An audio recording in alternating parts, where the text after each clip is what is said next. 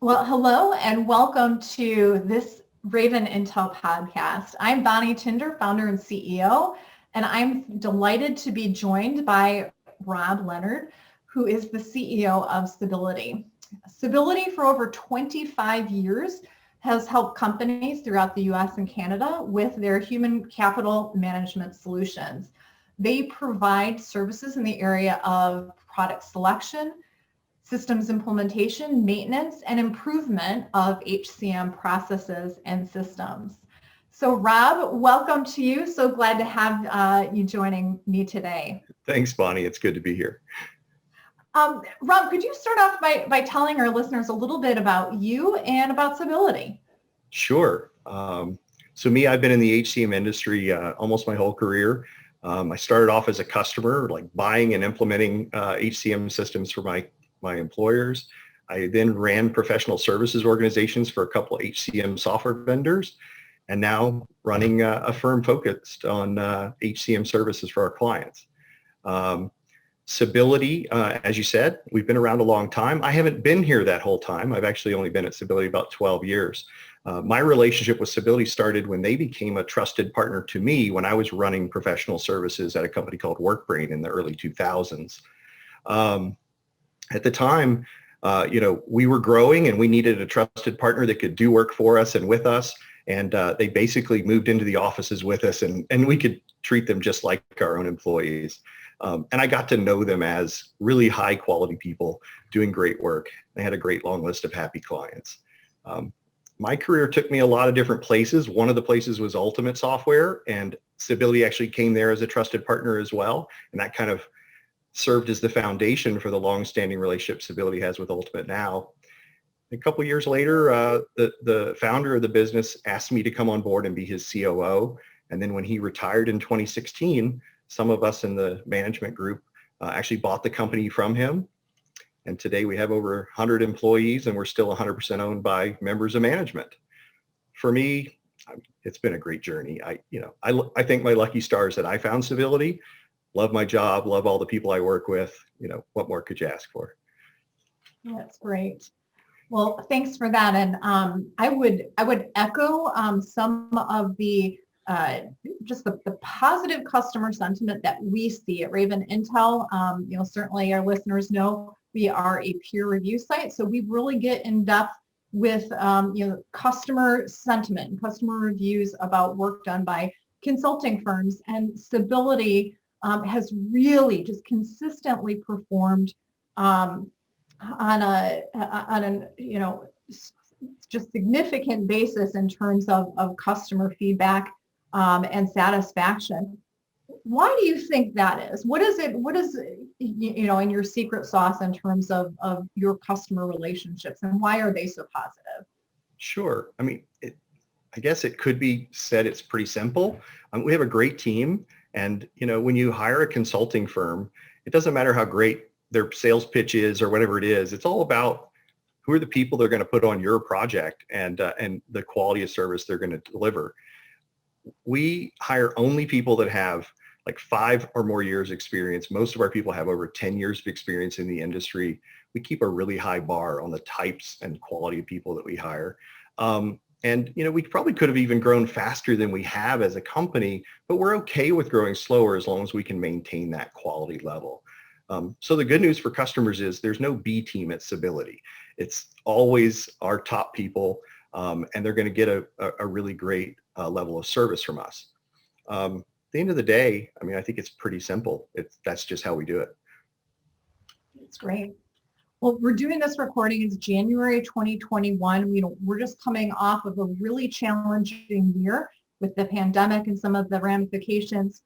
For us in the project world, how did 2020 change your approach to customer and deployment? And what do you see in 2021 in terms of any changes or impacts, if any? Sure. COVID didn't really change our approach that much, or the 2020 kind of journey we were all on. We were already a virtual organization with our consultants and project managers spread out around the US and Canada. And we were already embracing video conferencing as just a daily habit as well. So when other companies were trying to adjust quickly to the idea of having to go virtual and things, we didn't have that pivot period. One really important side effect for us, because we aren't geographically constrained by who we can hire, we can just find the best people, wherever they happen to be. And fortunately for us, but unfortunately, a lot of great talent ended up on the market due to COVID. So we actually grew our organization through that period and ended up with some really great additional people on our team that we may not have found otherwise. So, all things considered, at least for us, that's a net positive. Certainly, it's impacted our ability to visit with our clients and go on site and those types of things. I think that's a temporary impact. We'll probably revisit starting to travel again for the last half of this year, but for now, we're just being really cautious. Mm-hmm. Mm-hmm. Definitely a silver lining in being able to, add some solid new staff. In terms of your ideal customer, I mean, could you describe a little bit, who is it that, chooses Sability? What sort of situation are they in? Who do you see as your ideal customer? Sure. I mean, first and foremost, we're looking for organizations that are looking for like a long-term partner in their HCM journey, not just a software vendor or, services vendor type relationship. We've designed our business and the services that we provide with the idea of providing the most comprehensive services for our customers, regardless of where they are in the life cycle. So what I mean by that is, there are things that customers should be doing around HCM before they even invest in HCM technology. And then there's the implementation of that technology and obviously making it work. And we have deep functional and technical knowledge on the products we support. And then there's how do you maintain and manage that system long term? And to round it out, we offer managed services so that we can actually outsource their payroll if they want that level of service as well. So if you think about it, it's kind of before, during, and after a technology investment. And so that's why we're looking for people that want a long-term relationship, because we see it that we're going to be there for a long time to help them whatever stage they go through. If you break it down though, our average customer has about 2,000 employees, but as long as a company has probably more than 500 employees and is, making investments in HCM technology, they're probably a potential Sability customer. But it's really about finding the right fit. It is definitely a relationship, and we're always looking for the perfect client relationships. Yeah. Is there a particular industry that you specialize in, or are you more broad? We're actually, we're very broad across all industries. In different software relationships that we have, some of them have more vertical, alignment and things. But for us, it's everything from, manufacturing to retail to healthcare, public sector, you name it. We've got experience in all of those areas. Great. So, you mentioned before that the quality of your people is really your product. I mean, that's what you're bringing to the table with these customer relationships. How do you recruit your consultants and project managers? What are specific things that you look for in a consultant? Yeah, that's a great question. So we're not looking for people that are job hoppers. We're typically looking for people, as I mentioned, that have experience in the industry for quite a while. They're people that want to come to an organization that's going to treat them well and really appreciate their contributions. Again, the basics of having the experience in the industry is one thing, but it's also about having a genuine desire to help people and share their knowledge. Our job is to help other people achieve their goals.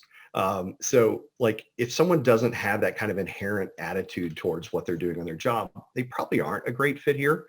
And we are a growing organization, but we're not looking for people that want to rapidly grow or climb up a corporate ladder. They're mostly people that are really happy just doing a great job and delivering for their clients and building those relationships.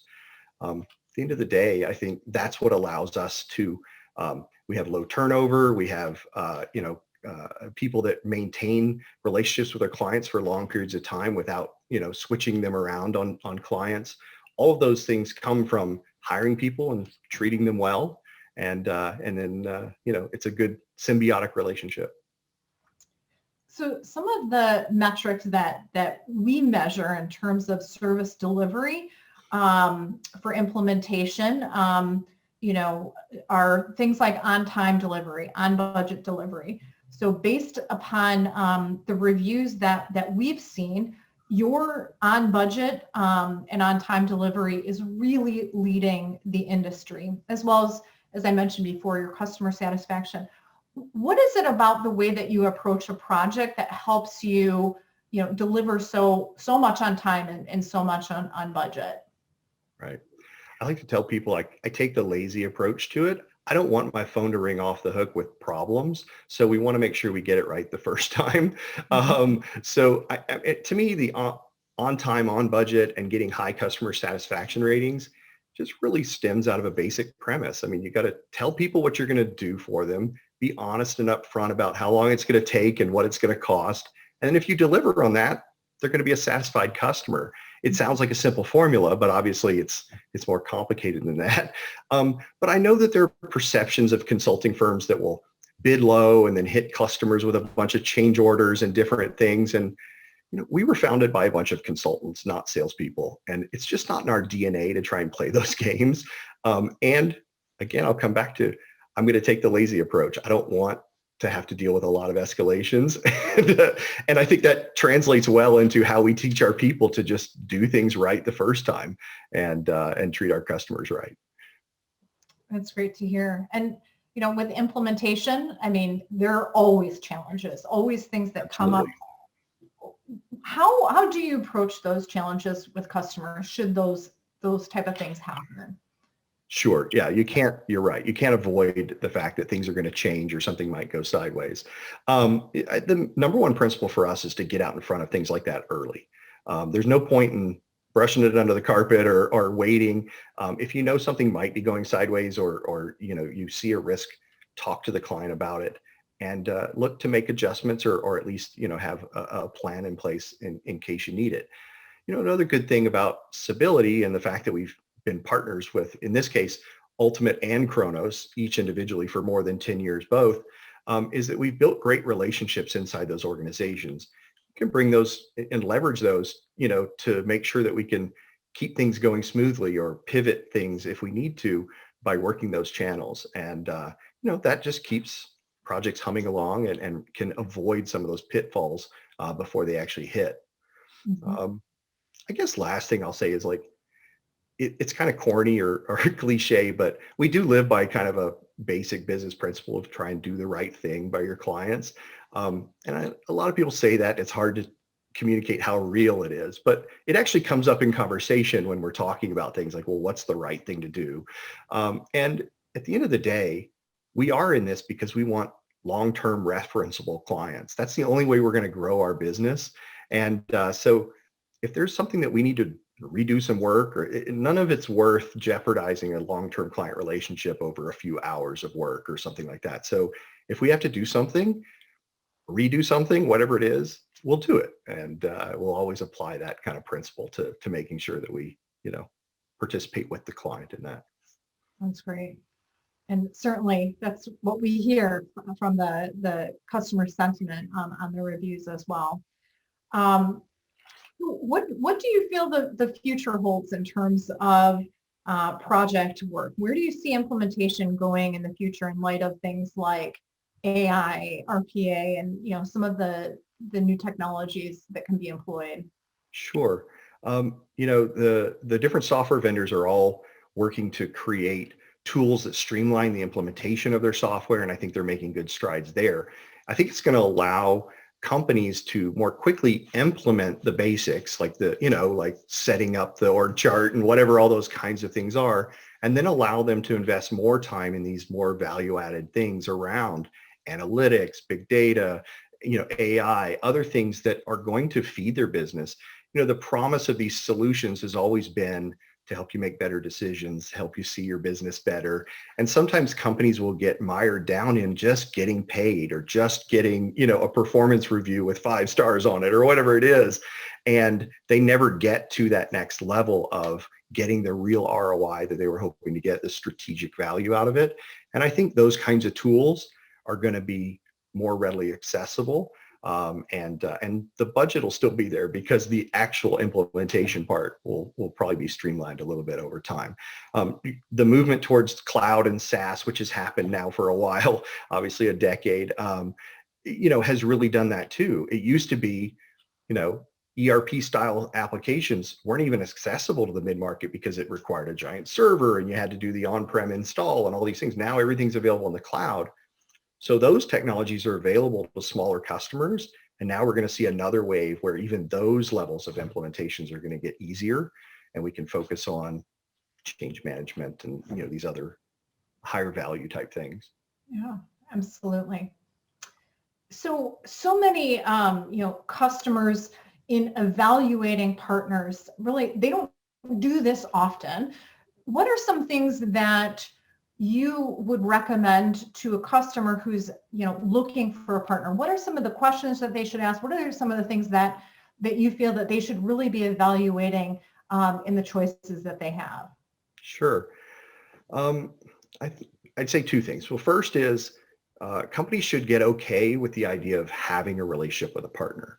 I think this has changed a little in the last decade or so, where it used to be if you needed a partner, it meant something was going wrong. You couldn't finish the project on your own, or somebody left or whatever.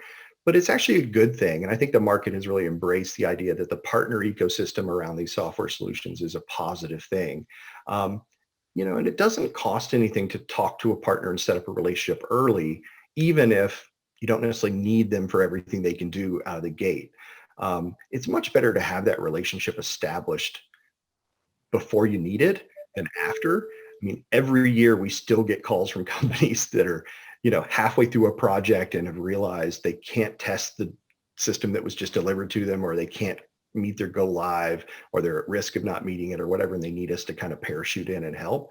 And as much as we love to do that and try and help those people, a lot of it could be avoided if there was just an ongoing relationship with saying, how's it going? Even if it's just advisory.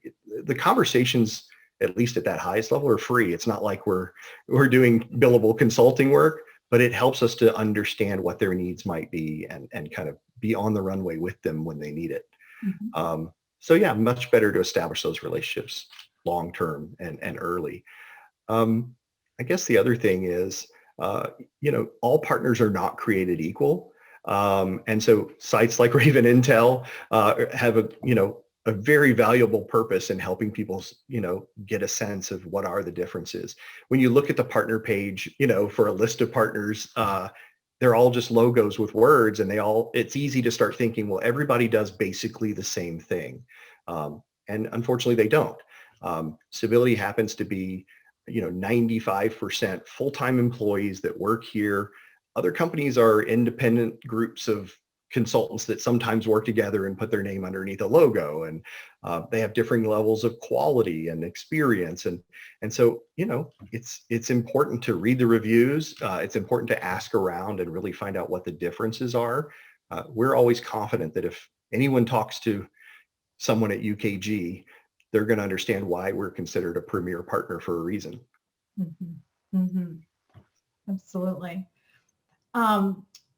What would you most want, let's say, a current customer of Ultimate Software UKG to know about Sability? What are the things that you can do for a customer currently running the product today? Sure. Well, there's a couple things.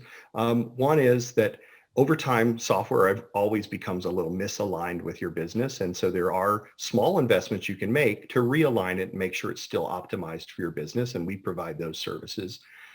Now with the merger of Ultimate and Kronos, there's a great opportunity for their existing customers that only own one half of their product suite now to potentially invest in the other. And we can help them evaluate whether those other tools are right for their business. And because we're the only Ultimate Software and Kronos partner that has been a partner with them both for a long period of time, we're actually the only one with an appreciable history of doing that for their clients.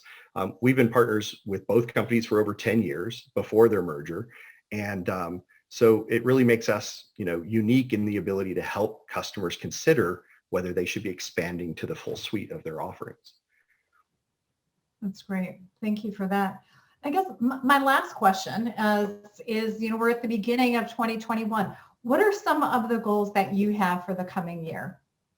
Yeah, we have a couple interesting things going on this year. So on the UKG Pro side or UltiPro side, we've got a big initiative working with the insurance companies to build certified API integrations between their solutions and UltiPro. And we've got a couple of those already underway, and we're in discussions with others, but we expect to have more and more coming out this year. And that's a big step for us, and I think it's going to get a lot of traction. Second, I think we're going to see a lot of growth in our managed services offering. I think this has been spurred a little bit by COVID. People got really scared by the concepts of, well, what happens if somebody gets sick and they're not there to run payroll for me or whatever, especially mid-sized companies that may only have really one full-time payroll person or something. But I think that the demand for managed services was growing even before COVID. I think, payroll compliance and the payroll laws are always getting more and more complex. And I think businesses are starting to realize it'd be great to have a trusted partner to do that with them and for them. So I think that's going to continue to grow. And I guess, third is, we're going to stake our claim as the premier partner for doing full suite implementations for UKG's product suite. And so that's, the combination of UKG Pro, which was UltiPro, and then the time solutions of either Kronos Dimensions or Workforce Ready. That's their flagship offering now. And like I said, Sability is the most experienced partner of both companies that can actually work with all of those potential product combinations and has the history of doing that. So we expect to be really busy with companies that start buying the full suite and helping them kind of achieve their goals. Well, great. Rob, thank you so much for being with us, sharing about Sability and telling us a little bit about what the work that you're doing with customers. If a customer wants to get in touch with you or Sability, what's the best way to do so? Sure, a number of ways. I'm at rob.leonard@sability.com. I'm happy to hear from anybody, and I can help you, find the right people inside the organization. Obviously, they can reach out by phone, or our general email address is info@sability.com. I'm also available on LinkedIn if they can't find me other places. Fantastic. Thank you. And certainly check out Sability on ravenintel.com. You can read the many customer reviews that they have available out there as well. Thanks again, Rob. So great to talk with you today. Thanks, Bunny. I really appreciate it.